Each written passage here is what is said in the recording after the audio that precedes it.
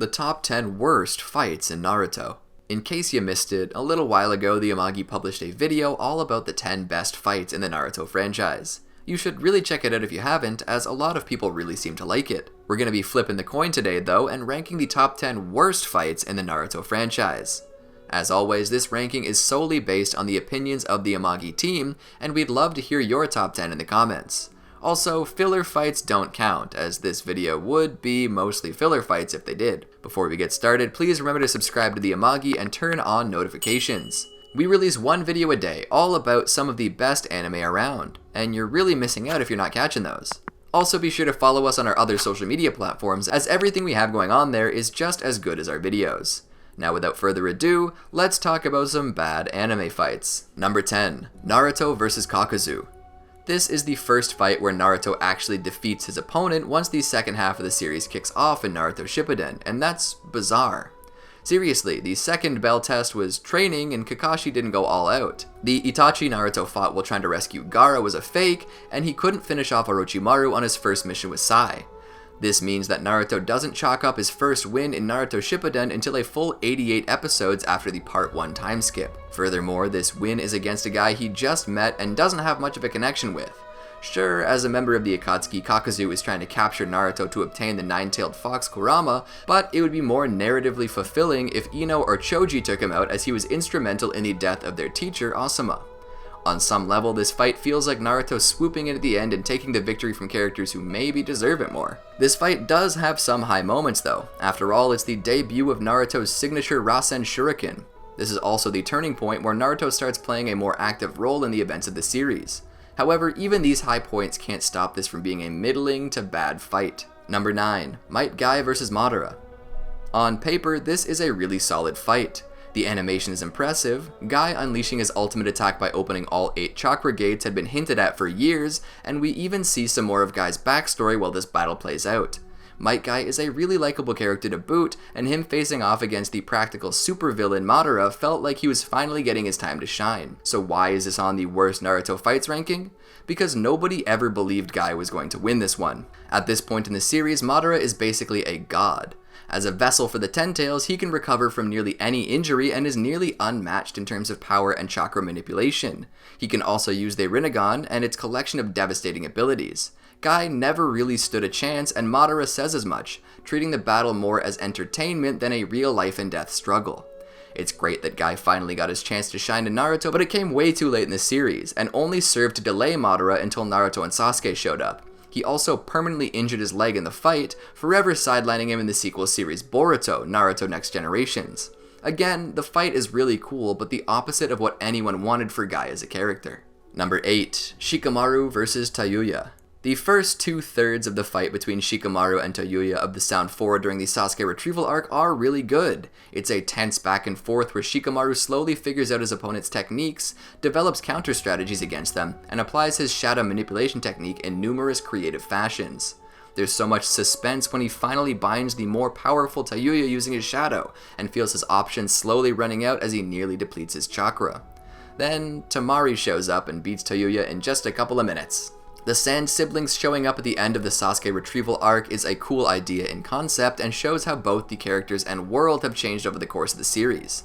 However, it does end up undercutting the fight pretty severely, which is a shame since Shikamaru is another fan favorite character who gets painfully few moments to show off his abilities and wit in the canon series. Shikamaru's fights are always a treat in Naruto because his relatively weak manipulation-based attacks require him to create traps and lead his opponent into them. They're slower paced, but the payoff is always worth it when his plan executes and he immediately gains the upper hand. We're robbed of that payoff in this fight, and that's why it's not a great one. Number 7. Team Guy vs Clones. When the second half of the Naruto series kicked off with Shippuden, it definitely took a little while for the series to figure out its new tone and style. As opposed to Dragon Ball, which masterfully jumped from the original series to Z, Naruto stumbled for a while and the series as a whole took a hit in quality. Unfortunately, the fight between Team Guy and their clones during the Gaara rescue mission is a casualty of the series trying to find its footing again. Here, the members of Team Guy, Neji, Tenten, Rock Lee, and Might Guy himself have to battle illusions that perfectly match their own strength and abilities. How do they overcome these doppelgangers? They just kinda get stronger and win. There's no compelling strategy or narrative twist that allows them to win. Instead, their victory just comes about because each character is dedicated to getting stronger each day, meaning that they're more powerful than the version of themselves the clones are based on. There really isn't any emotional payoff to this fight, and the clones are never used as a means for the character to explore their identity or issues. All in all, this fight's just kinda gratuitous. Number 6. Gaara vs Gengetsu Hozuki. Fights in Naruto are typically pretty good if they include one of two things. The first is characters resolving their emotional baggage or ideological differences through beating each other up with ninja magic. The second is those mystical techniques interacting in surprising ways. That allows the fight to head in unexpected and entertaining directions. If a fight has both of these elements, it's usually one of the best in the series, and if it lacks both of them, it tends to be one of the worst. The fight between Gaara and Gengetsu Hozuki is definitely the latter.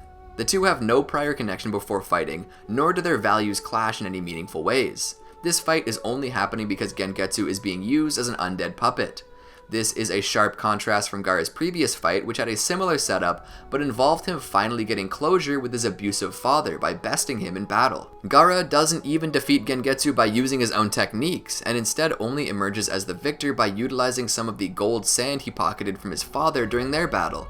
This fight just doesn't leave much of an impression, and be honest, you probably forgot it even happened until we got to this part of the video, right? Sidebar, I forgot this fight even happened. Number 5. Mifune vs Hanzo. Both the leader of the Land of Iron, Mifune, and the former leader of the Hidden Rain Village, Hanzo, are two minor characters introduced fairly late in the Naruto series. Mifune commands an army of samurai and makes up for his lack of ninja abilities with his mastery of swordsmanship. Hanzo is a walking biological weapon thanks to the poisonous organ implanted into his body, and one of the most feared ninja in the world during his lifetime. Apparently these two fought at some point in the past, which we learn just before they face off as the 4th Shinobi War is kicking off. The emotional tension between these two seems a bit forced, especially considering how both have more interesting relationships with other characters. Hanzo is the one who gave Tsunade her Sannin title after she, Jiraiya, and Orochimaru fought him to a draw decades ago. A battle between Tsunade and Hanzo would have had a lot more emotional weight. Mifune, however, briefly battled Sasuke's forces and Obito earlier in the series, and it could have been fun to watch them clash again. Ultimately, this fight feels like an excuse to prop up two characters who probably could have been left in their background roles. Number 4. Tenten vs Temari. The Chunin exam arc remains one of, if not the, high point in the Naruto franchise.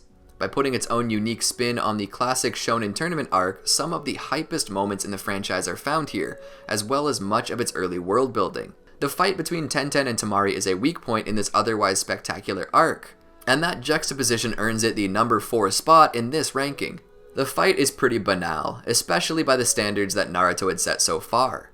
It consists of Tenten throwing various ninja tools at Temari, and she in turn knocking them away with her fan. That's it. There are no surprises, no twists. Tenten just keeps trying the same ineffective strategy until Temari beats her. The fight almost feels like a disservice to both characters, who each have a unique fighting style that begs exploration. There are plenty of other short fights in Naruto, but at least those have two fighters' abilities interacting in interesting ways. Temari just kinda wins here without the series ever suggesting that she might not, and that's kinda boring. Number 3. Sakura and Chiyo vs Sasori. A running criticism of early Naruto was that Sakura was an underused character. This is a fair critique, as she's routinely left out of fights, saved by romantically motivated male characters, and only completes one fight that's all her own that ends in a draw. When Naruto Shippuden came along and she started to play a more active role in the series, there was a lot of hope that she'd finally get her due and get to be as cool as her male teammates. Then, in Sakura's first real fight in Shippuden, she's used as a living puppet by Chiyo to battle the Akatsuki member Sasori. This was disappointing to say the least, as expectations of Sakura finally getting her due were dashed, and she was maybe objectified more than ever before. She even needs to be saved by Chiyo at the end of this fight, as she contracted some of Sasori's poison during the battle. To be fair, this fight is technically impressive and filled with lots of fun twists and turns, but it really sucks that Sakura was still the short end of the stick at this point in the series. She's one of the most recognizable female characters in the anime and deserves better treatment from her own series. Sure, she had her moments in the later parts of Naruto and early Boruto, but by then it almost feels too little too late. Number 2. Team 7 vs Kaguya. The fight between Team 7, or Naruto, Sasuke, Sakura, and Kakashi, and Madara Uchiha is the payoff to years of build-up. Madara is the man directly or indirectly responsible for much of the suffering that the main cast endures over the course of the series. More so than any other character, he has perpetuated the cycle of generational violence that defines Naruto's world, and his defeat at the hands of the main cast would be extremely cathartic. Instead, he just explodes after a while, and Kaguya Otsutsuki, a godlike alien that created the chakra found in Naruto's world, appears instead, and they fight her. Not only does the appearance of a late-stage super boss undercut the tension and emotional stakes of Team 7's fight against Madara, it's just also not a great fight.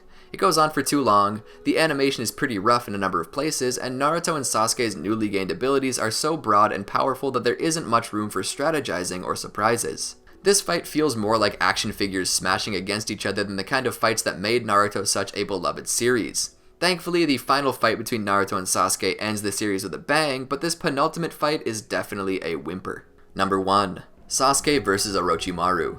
Last, but certainly not least, is the fight between Sasuke and Orochimaru in Naruto Shippuden, which is the worst fight in the series. Here, Orochimaru is finally reaching the end of his current body's lifespan, and finally executes on his years-in-the-making plan to inhabit Sasuke's body. Anticipating the attack, Sasuke manages to fend off the mad scientist and is actually able to absorb Orochimaru instead. While this might sound interesting, the execution leaves a lot to be desired. Orochimaru, a major villain at this point and one of the smartest characters in the series, apparently didn't have any kind of plan for how he was going to finally take over Sasuke's body. Instead, he's just taken out by the younger ninja fairly easily while in his weakened state. Sure, we get to see Orochimaru's true body in this fight, that being a giant monstrous snake, but there also just isn't that much that's interesting about this fairly one-sided and brief battle. This was a huge disappointment, as this event was built up quite a bit over the series, and could have been incredible. Sasuke and Orochimaru are two of the strongest characters in the Naruto universe, and their battle should have been a major spectacle.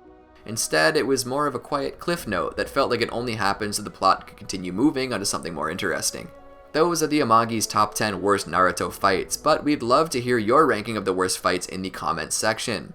Also, if you enjoyed this video, be sure to like it, and don't forget to subscribe and turn on notifications. We have a video coming up that you're sure to love releasing tomorrow, so be sure to check that out as soon as it's up.